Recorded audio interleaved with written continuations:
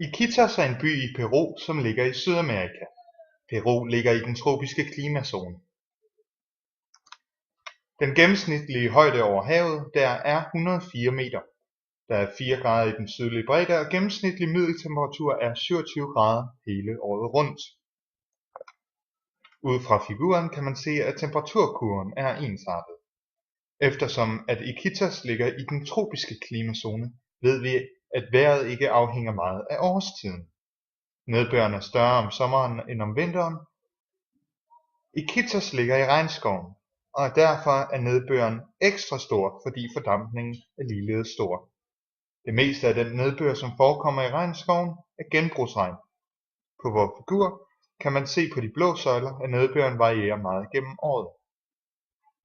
Den viser også tydeligt, at selvom det regner meget i det område, så er nedbøren størst i sommerperioden.